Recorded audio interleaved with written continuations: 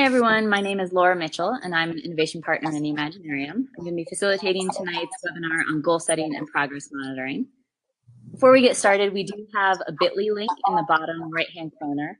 So if you are someone who likes to see the actual resources in detail, you may choose to go ahead and type that into your browser in another tab or window. Kira, can you maybe mute yourself? Because I think I'm getting a tiny bit of feedback. Perfect. Okay, don't forget to unmute yourself when you have to talk.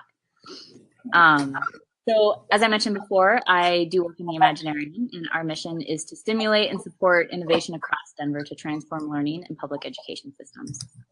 One of the ways that we work to do that is through the communities of practice. The vision for our communities of practice are to have peer-to-peer professional learning groups that allow educators to shape their practice through experiential, flexible, and relevant learning opportunities. We hope that through these intentional shifts in school and classroom, personalized learning practices, that the COPs result in increased learner outcomes and learner agency. And our 2017-18 goals are listed there in case you're curious. Tonight's webinar is really hitting on that third one of identifying and sharing effective practices both within and outside of the COP community. So some logistics for tonight for anyone who's able to join us. We do have the chat feature on the right-hand side. I do have the audio and video turned off, so you'll have to join us via chat. And then we are recording this webinar, so if you'd like to watch it again or share it with any friends or colleagues who may benefit from it, it will be uploaded to our website at imaginarium.dpsk12.org. Our learning objectives for tonight are to build an understanding of why goal setting and progress monitoring are important in a personalized learning classroom, or really any classroom. And then also to share some resources, tips, and lessons learned on how to actually begin this work with your learners. Our agenda is to do some introductions, then we'll get into the what and the why with an overview. We'll get into the how with some lessons learned and resource sharing, and then we'll have some time for Q&A with anyone who's able to join us. So as far as introductions, as I said before, my name is Laura Mitchell. I'm an innovation partner in the Imaginarium. Half of my role is to support schools that are taking on personalized learning work and working to increase learner agency, and the other half is to facilitate our communities of practice. Prior to coming to the Imaginarium, I was a teacher at Sabin World Elementary School in DPS, and I taught kindergarten and first grade. And I'm joined by two awesome teachers who happen to be in my communities of practice around goal setting and progress monitoring. And the first one is Liz. Liz, can you introduce yourself? Yes, good evening. I am Liz Reynolds. I teach second grade here at University Park Elementary, but have a pretty extensive background in primary education. And we also have Kira with us. Kira, can you introduce yourself? Hi, I'm Kira Withrow. I'm the ELA S, ELA E literacy interventionist at Samuels Elementary, and that has been my role since my master's degree. So Kira and Liz will be sharing some resources later in the webinar. But to get started, I wanted to ground us in the personalized learning driver model. And for anyone who's at an Imaginarium school, this will probably be familiar to you. For anyone who's not, I'm not going to go into detail on this framework right now, but just know that it is intended to be used by schools that are working to increase learner agency. And it breaks down the different areas that a school or a teacher may work on to try to increase the learner agency. So our focus today is, of course, on goal setting and progress monitoring, which falls within the learner paths category, and is defined as learners and teachers use learner profile data to co-create goals and monitor progress. And again, if you're interested in seeing more, you can click on the link in the bottom right-hand corner there or type in that bit.ly, and it'll take you to the full version of the driver model. If you choose to do that, you'll notice that the later pages in the driver model actually include a rubric where we kind of lay out what this work might look like in a more teacher-driven or traditional classroom, moving into a learner-centered classroom, and all the way up to learner-driven. So when it comes to goal setting and progress monitoring, what that looks like is in a teacher-driven classroom, of course, the control is primarily up to the teacher. So the teacher is setting goals and monitoring progress and may not be communicating that either with learners or their families. As you move into learner-centered, the teacher and learner are co-creating some of those goals and monitoring progress together, and then the families are more aware of the progress and may even have some opportunities to provide input.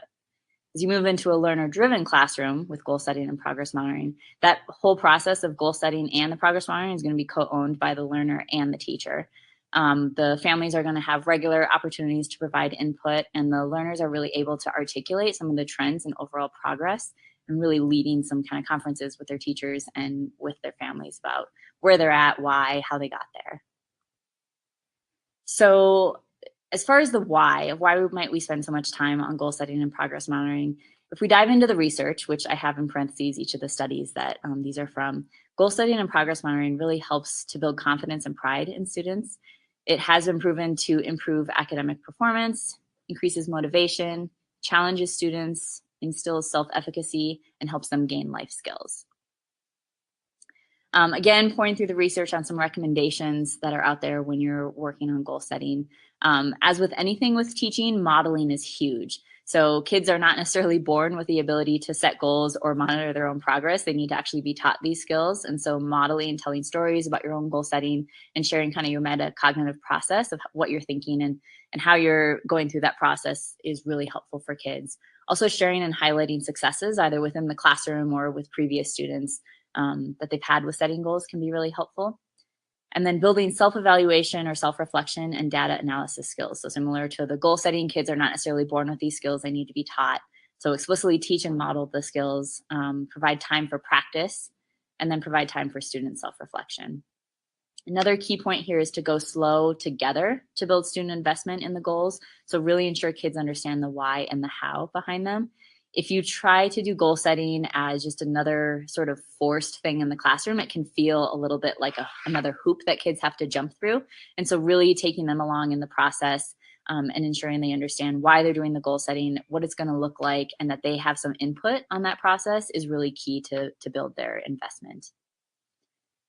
More recommendations: ensuring your goals with kids are SMART. For anyone who doesn't know that acronym, it stands for specific, measurable, achievable, realistic, relevant, and time-bound. Another recommendation is to put the goals in writing. This doesn't necessarily need to be, paper and pencil writing. However, many of the teachers that I work with have found that having them displayed visually somewhere in the classroom can be helpful. However, if you use a digital space, a LMS or Google Classroom, something like that, that's also very helpful, or folders. So just having some place that kids know to look back on those goals and look back on their progress. And then providing structure for constructive and specific feedback on a regular basis is also really important. So ensuring that the students actually have access to the data related to the goal. One of the kind of constraints that a lot of teachers run into is that they, as a result of many of the programs that they're using or them doing the evaluations, they are kind of the holders of all the information and prevent kids from being able to see that. And so the more that you can give that control to kids and that they can actually access the data on their own without having to go through you, the easier your life will be and the more in control the kids will feel. Providing opportunities for kids to conference with their teachers and to get peer feedback are also really important. And finally, just communicating with families. So ensuring that the families both understand and support the learner goals and whenever possible actually have some input on those are really key. So then as far as what types of goals learners can actually set, there's oftentimes some confusion when teachers start out with this of between process goals and outcome goals. So an example of a process goal might be, I'm going to practice my spelling on Spelling City 3 times a week, and I'm actually going to track how many times and mark with an X or whatever on a sheet of paper. So a process goal is really going to focus on how to achieve this work, and it's going to build really great habits in kids. An outcome goal, on the other hand, is going to be something like, I'm going to score 95% on my next spelling test. So an outcome goal really has a focus on the desired state with clear and measurable kind of achievement. You'll know whether or not you got there.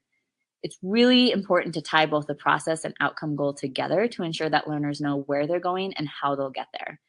If you only do a process goal, you may not know whether the process that you've taken on, the practice, is actually resulting in any success, any increased success. And if you only focus on the outcome, kids can feel really detached from the process and not know what's under their control or what they're doing, how what they're doing is actually affecting those outcomes. So as much as possible, just tying those two together is really helpful. And again, when teachers begin, sometimes they start with behavioral goals. Sometimes they start with a subject-specific goal, maybe in literacy or in math or in science and social studies or social emotional. And some teachers will start with full class goals where the entire class has the same goal, just so kids can get under their belt what that process is like and have it a little bit more scaffolded. Then they may move into a small group and finally into individual goals, or they may jump into different places. But those are all kind of different categories of how learners can actually set goals. So now I'm going to pass it over to Liz, who's going to share about her classroom and what she's been doing with her second graders this year. All right, awesome. Feel free to click on Perfect. Well, as you can see in these pictures, these are just two sort of snapshots of what the classroom looks like, minus the students, of course. So just included those to kind of play up some of the different elements of the classroom that we use for our goal setting. In this process so far, we started where each student did a learning style inventory, which you'll see in the slides down below. So I'll talk about that a little bit when we get there. Then we had each student set a behavioral goal around Daily 5. We tried to transition then into setting academic goals after that. Notice the word tried. You'll also learn more about that in the lessons learned section. And then we stopped the goal setting for a hot minute and just focused on conversation around learning style and sort of how that can help us develop the process in which to reach those goals. And then now we're on the stage where we are combining the two, and we're focusing on not just their learning style, but also how their learning style is going to help them reach the goals that we've helped set for them. So this is the learning style inventory. We did it at the very start of the year. We'll probably do it again at the end of the year just to sort of see, did their preferences change? Did their preferences stay the same? And so we have a ton of conversations in my classroom about what your learning style preference is versus calling it your learning style, because we talk about how you can use many different learning styles to be a learner and that we're not stuck in just one learning style. And for one subject area, you might be a visual learner, where in another subject area, you might be an auditory or a kinesthetic learner. And so just sort of acknowledging our preferences without shoving ourselves and pinpointing it and saying, like, I'm a visual learner, I can only do things visually. So we try and have a lot of conversations around that. But this is just one of many, many learning style inventories out there. We like this one because it was fairly short and simple for the students to at least start with. And again, I have second graders. From that information, we created these visuals in our classroom, and this is where that conversation, like I was saying earlier, around learning styles was held. And so each day after Daily 5, I would just have the class share what was one learning style you used, why did you pick that learning style, will you pick that learning style again in the future? And so I think that they have a much better understanding of what a learning style is or how it can help them than had I just from that inventory itself. Just that oral rehearsal, I think, is really huge. And so having conversations around their learning style specifically, I think, helped them better understand themselves as learners, as well as kind of what options are out there for being a learner. A lot of them only know what's been presented in their educational experience versus maybe a strength or a preference. This next slide is where we started with our behavioral goals. And so you can see read to self is on top there. We had one for each of the Daily 5s. And on Monday, they would say what they earned, or actually on Monday, they would pick their goal for the week. And so these were all goals that were pre-scribed for them, and they would just pick one of them that they were going to focus on. I will continue to choose to start with behavioral goals because it really invites the conversation around goal setting, and it's something that a 7 and 8-year-old can really get their head around. Behavior expectations is something that's always been in place for them, and so versus an academic expectation is maybe a little newer. And so having that be where our goal setting conversation starts, I think really helped them understand what we were looking for in our goal setting process. So then they would comment on how they did that day, and then they would comment on what they would continue to do or what they would change based upon the score that they received. When reflecting on this process, we did find that the 3-2-1 did not allow necessarily for a ton of growth in the students when they recorded their data. But was that the function or the purpose behind it? I don't completely know. But it did... compared to like a 10-point scale or something. Exactly, where they could be like, hey, I was consistently getting started right away, or like, ooh, I get started, but maybe more of a 5. In the future, I might open up the scale a little bit just to offer a little more variance in their score. But what we liked about this one was it was kind of tied to the report card. The next one, we took the same form that we had for our behavioral goals and just changed that line, and we're like, hey, now you're going to set academic goals. And this just didn't go well for us, to be truthful. It was still a little too abstract for them, and they just weren't ready to independently come up with an academic goal.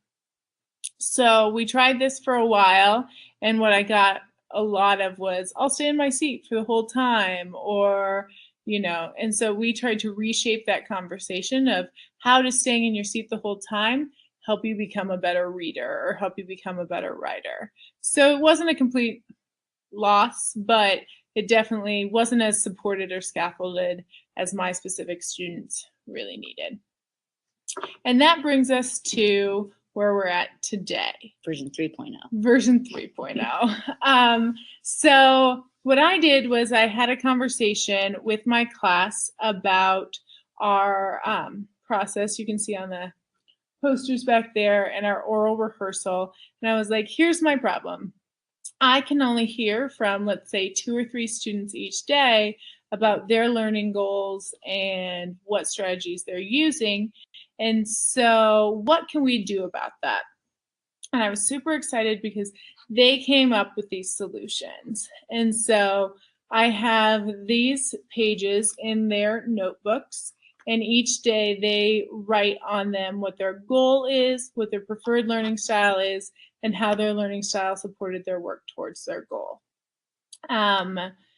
Then I also have little paper copies because some students prefer to do that than the dry erase marker option. And then we also still have the oral rehearsal option for students who don't prefer to share as a whole group. And we practice turn and talk with that, so that way every student is accountable for sharing their goal and their learning style each day. And what I loved most about this is that my students were the ones who came up with these 3 options instead of me coming up with them. Yes, I created the paperwork, but they were the brain behind it. And I just think that that is really what personalized learning is them coming up with the ideas.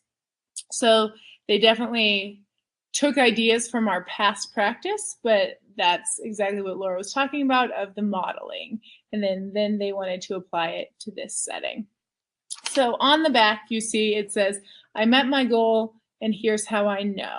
So, here I just have one student's example that said, I double-checked my summary, and I had capitalizations and punctuation. The funny part is she forgot punctuation on her, this is how I know.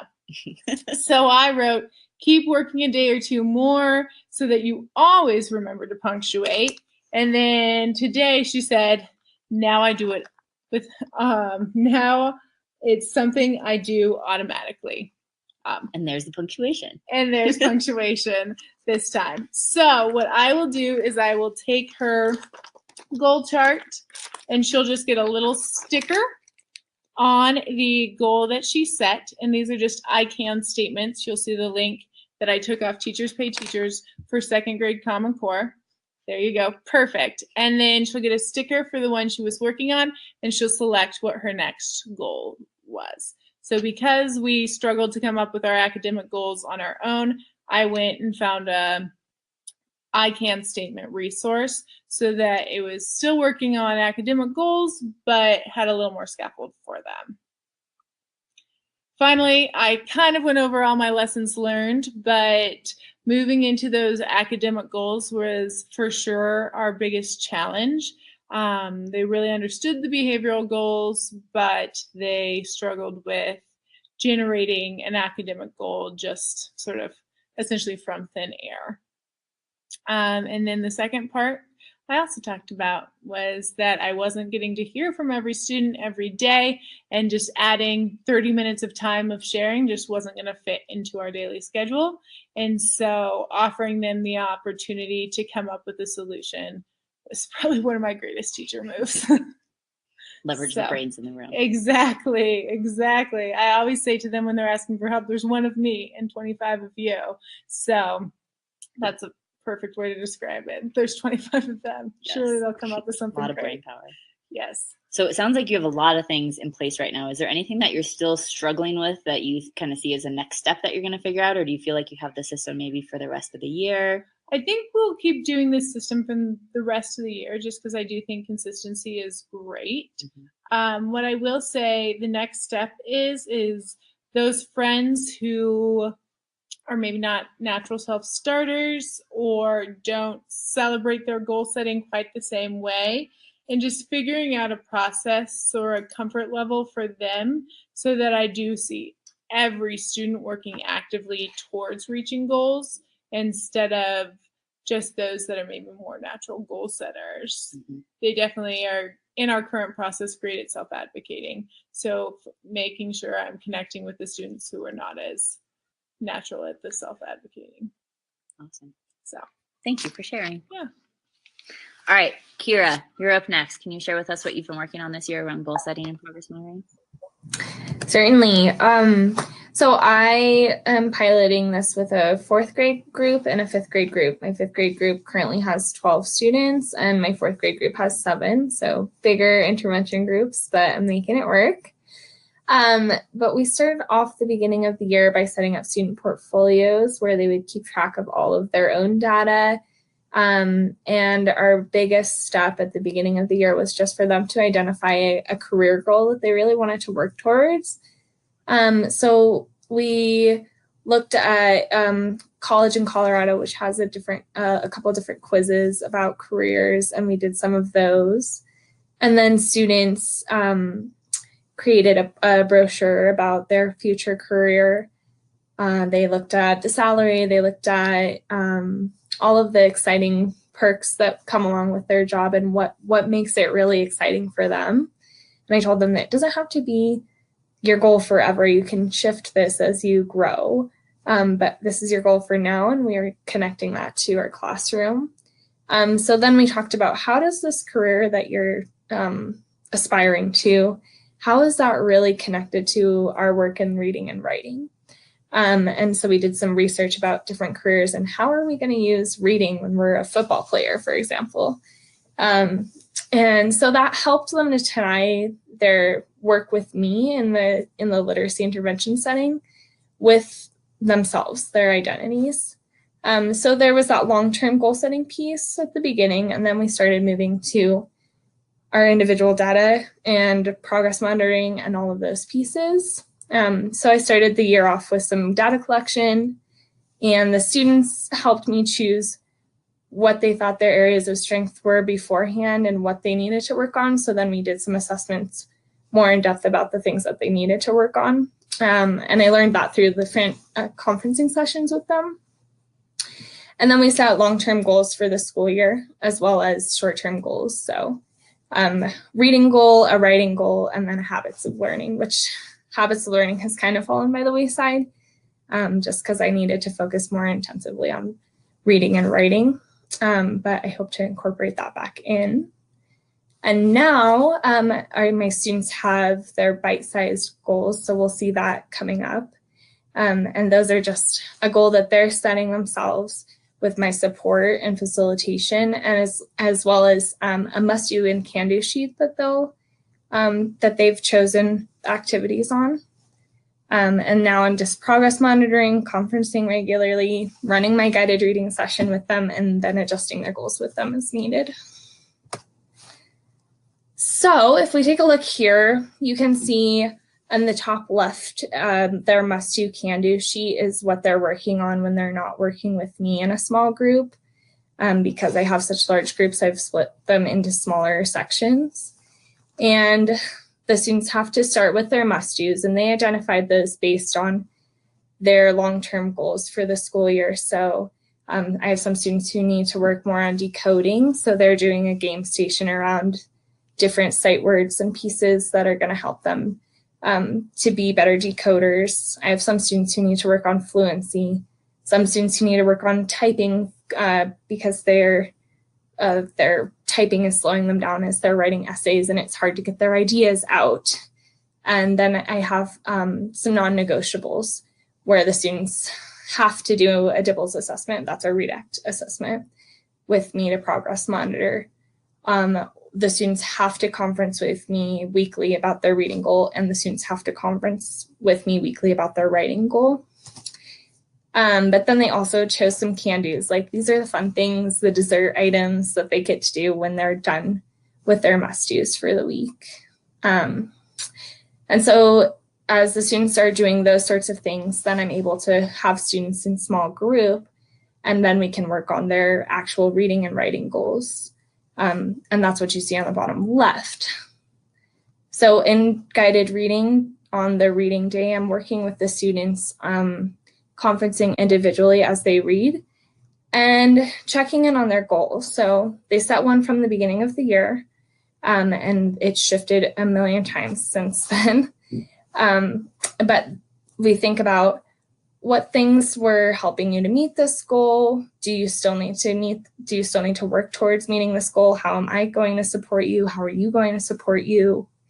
And then if they think that they're ready to change that goal, we talk about why.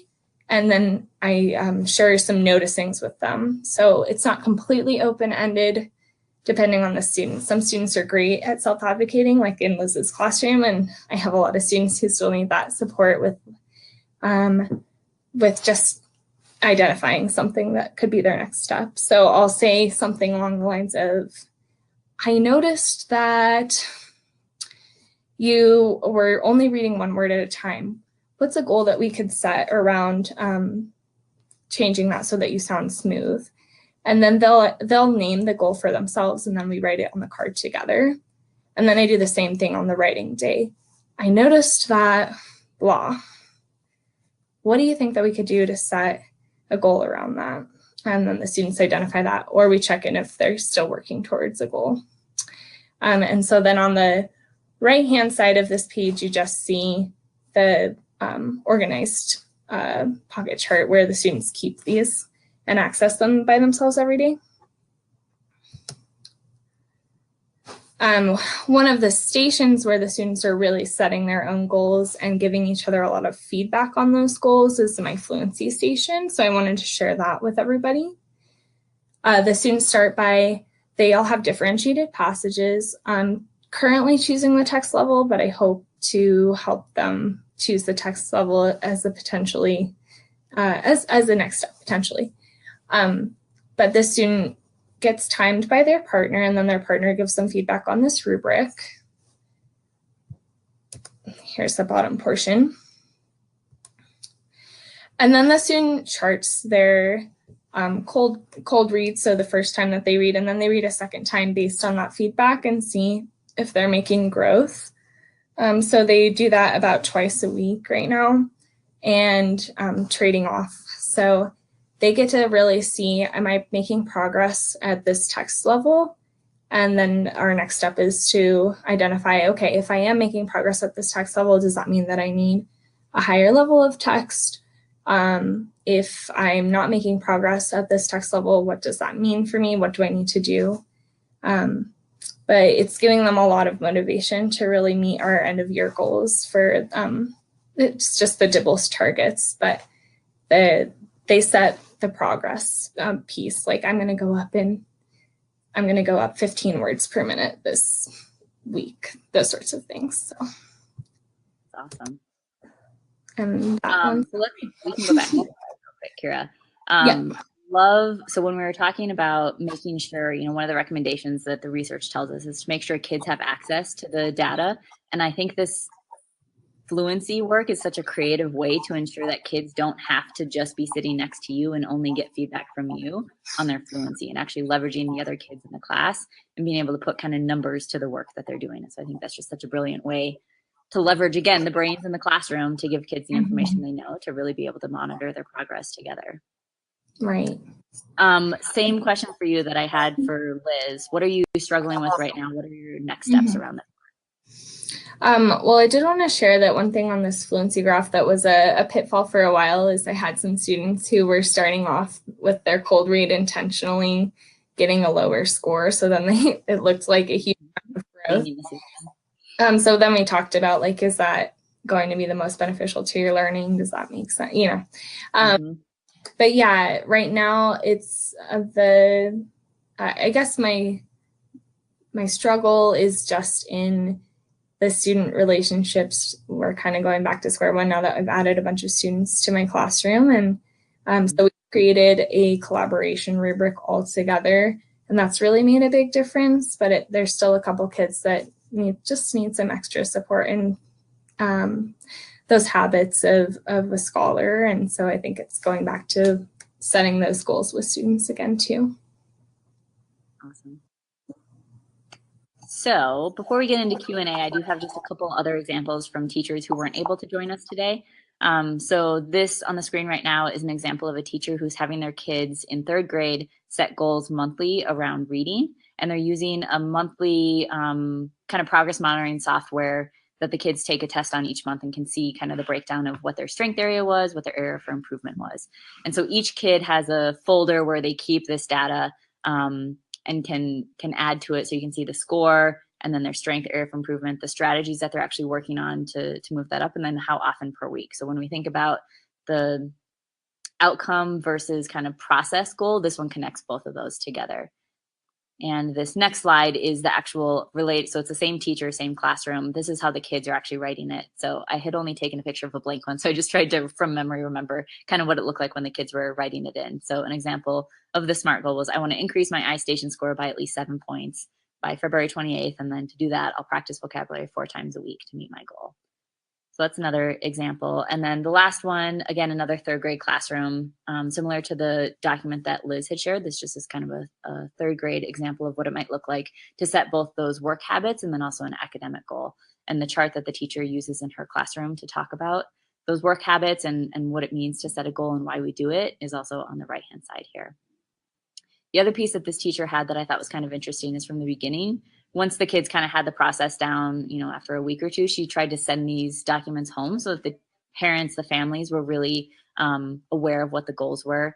And on the next slide, you see, and you can, again, click on the link to actually see the full resource, but she actually sent some talking points home so that parents or other family members would know kind of what words to say when they're talking to their kids about their goals, because she was finding that oftentimes the parents were signing it and saying like good job, but didn't necessarily know how to engage in a conversation in that way with their kids. So just sending home some quick talking points she found was really helpful for her families. So then I also in the document have a bunch of links to other resources, including a lot of the research that I was referencing at the beginning is from that first link. So feel free to check those out.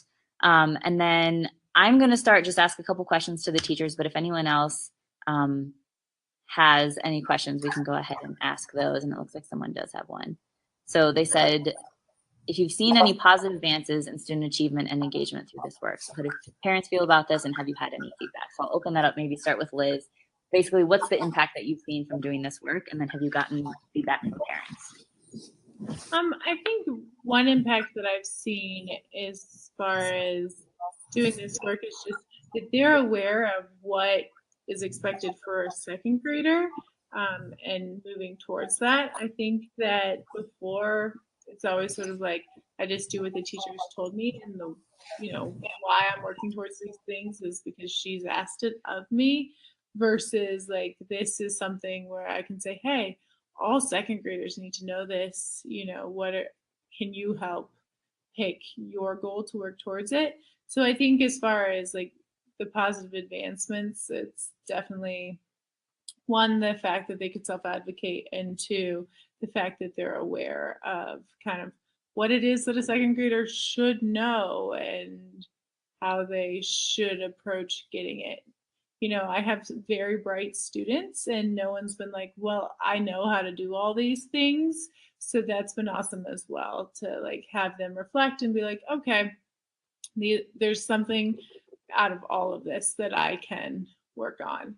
As far as parent feedback, we use Seesaw to send some work home, and actually through listening to this webinar, I think that I will try and send some of those talking points in that Seesaw, because we too are getting just a lot of like, that a girl, or really nice work, or, that praise that has a very important place, but is not necessarily direct feedback. So even I get something. Awesome. And Kira, how about you? What impact have you seen from doing this work with the kids in your intervention class? And then if you've had any feedback from any parents that you work with? Well, from a qualitative standpoint, the students are really much more engaged than I've had in the past with their own learning. Like, they're really excited. They want to do the fluency station because they're like, I need to see if I've improved since yesterday. I've been reading so much and things like that. And then from a quantitative standpoint, most of my students in both groups have made about a year's worth of growth in the half of the year so that we've been working together. So that's really awesome. But yeah, and then for in terms of parents, I connect with them weekly via positive phone calls. So I asked the parents when I talk to them, like, hey, have you asked so-and-so about their reading or writing goal? And I mainly focus on reading at home just because kids don't do a ton of writing at home. But I asked them, have you talked about this reading goal? Like, what are they working on at home with you? And then we come up with some strategies that they can do at home with their kiddo. So it's usually just like ask them questions about what they're reading or listen to them read. And if something doesn't make sense, tell them go back. Something didn't make sense. And then they work on that piece. Awesome. Any other questions from people, from our participants? I have one or two more that I can ask. Okay, so my question to the two of you is, if there's a teacher who is just starting out with this work, what is the biggest thing that you would warn them against? And what is the biggest thing that you would recommend that they do? And Kira, let's start with you this time. Okay. The biggest thing that I would be wary of is trying to have students set a ton of goals at once. We built up to having multiple goals at once, but at the beginning of the year to even set one was a struggle for most of my students. So just take it really slow. Mm-hmm.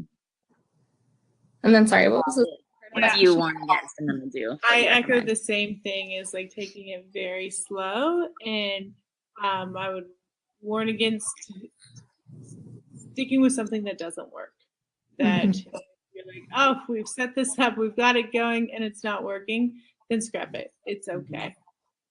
Absolutely give it time to let it, work the kinks out. But if it's not working, like, it's okay.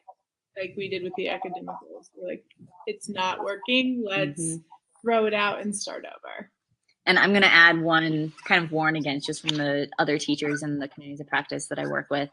I think there's been a lot of lessons learned around trying to go too fast and also too big. And so some of the teachers have felt like they've ruled things out entire class in multiple areas, and it just got way too big. And the kids then were frustrated by goal setting and didn't like it and didn't understand it. And so as much as possible, either trying to start with a really small scaffolded process, or starting with a small number of kids, or only goal setting in one area. Like, the more you can break it down, and as these two are saying, start slow and small, I think the better. And then Kira, what's one thing that you would really recommend as a positive thing that people should definitely work on? I recommend conferencing individually with students on their goals. It doesn't have to be every single day, it doesn't have to be every single week, but getting that one-on-one time to really talk with a student about their priorities and why did they choose this goal and those sorts of pieces, and having like an actual conversation about it, not just something in writing, is really helpful and insightful for how you can support that student. I told Liz as I walked into the school this afternoon, I was lucky enough another teacher had asked me to help with the one-on-one conferencing. And so I went into her classroom at this school yesterday and was supporting some of the kids and having those conversations. Even though I'm not their teacher, I was still, able to have some of those. And one of the kids that I talked with was in the hallway when I walked in this afternoon, was like, thank you for talking with me about my goals. And it just melted my heart and was so awesome. And so that's another piece, is ideally you would have the time to talk with your kids one-on-one, but if you don't, leverage other adults, whether it's parents or volunteers or paras or, coaches, whoever might be able to step in. It's a really fun activity for those of us who don't get to teach every day, and might take a little bit off of your plate too. And hopefully it's helpful for the kids. And Liz, what's one thing that you would recommend people definitely do? I would just say the oral rehearsal of any of it was the piece that this year has been very impactful in this classroom. So, not only me orally rehearsing and rephrasing and all those things, but just also having the kids orally rehearse before they actually are recording it to the floors. Awesome. So with that, I'm going to go ahead and close us out. So if there's anything that you would like to follow up on with any of us, I do have our contact information, mine, Kira's, and Liz's on this sheet. Love for just any of you who are joining us either live or watching the recording, just to take a moment to think, what new idea has this webinar sparked for you, and what is something you'll try out with your learners this week? Thank you so much for joining us. It was a pleasure. Thank you, Kira. Thank you, Liz. Thank you. Have a great night, everyone.